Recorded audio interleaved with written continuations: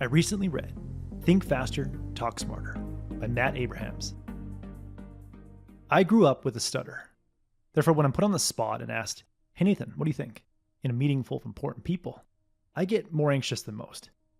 But the book Think Faster and Talk Smarter has helped me develop an anxiety management plan that I can execute before every impromptu speaking situation. It's also taught me an entirely new way to think about speaking that has quieted my inner critic and allowed me to speak freely. And lastly, it's provided me with a simple 3-part speaking structure to quickly conjure up something smart to say. In this summary, I'll explain each of those lessons in the hope that you can use them the next time you're put on the spot in a high-stakes social situation, so you can speak with more clarity and confidence. First, the 3S Anxiety Management Plan. The first S stands for separate yourself from your anxiety. When put on the spot, your anxiety naturally rises. If you fail to manage that anxiety, you may start sweating excessively, speaking too fast, and stumbling on your words.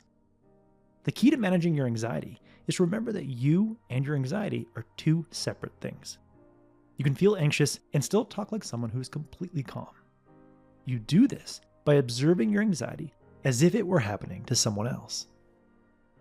The instant you notice your speaking anxiety taking over your body, imagine standing outside of your body and giving yourself advice like you would offer advice to a nervous friend. Say something like, "What you're feeling is perfectly normal in this situation," or "Those nerves you feel are just a form of excitement." The next S stands for slow your exhales. You've probably been told to take a deep breath when you're nervous. And yes, that helps, but not nearly as much as doing a slow, extended exhale. The longer you exhale, the more carbon dioxide leaves your body. And the less carbon dioxide you have in your body, the less active your nervous system is. Therefore, when you feel anxious and you've separated yourself from your anxiety, take a deep breath and then aim to exhale as long as possible. A good rule of thumb is to exhale twice as long as you inhale. The added benefit of slowing your breathing is slower, more controlled speech. Author Matt Abraham says, "Speaking is all about breath and breath control. The faster you breathe, the faster you speak. Slow your breathing, and your speech will also naturally slow." The last S stands for stick your landings. When you're nervous, you'll naturally want to eliminate dead space by using filler words like or. "Hi, thank you for allowing me to speak here today. It's a real honor."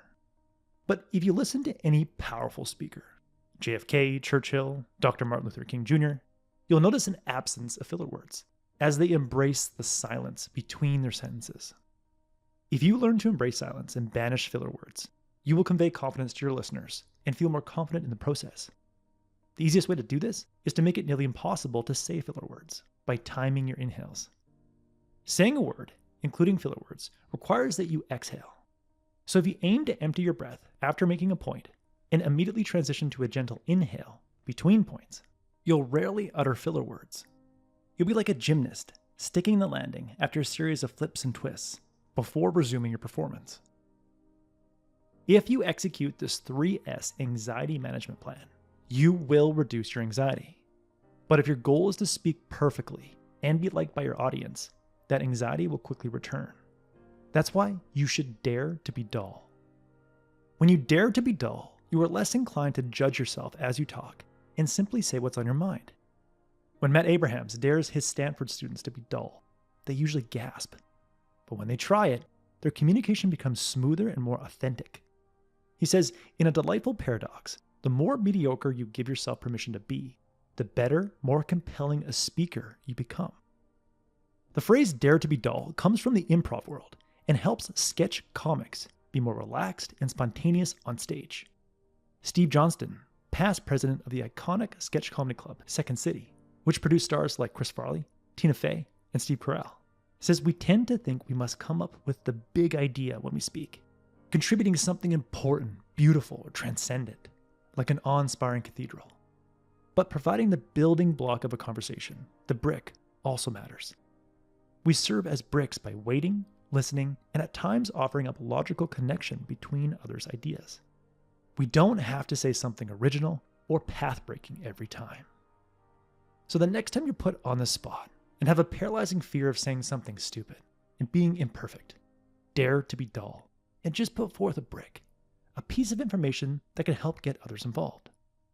Aim to do just good enough, no more, no less.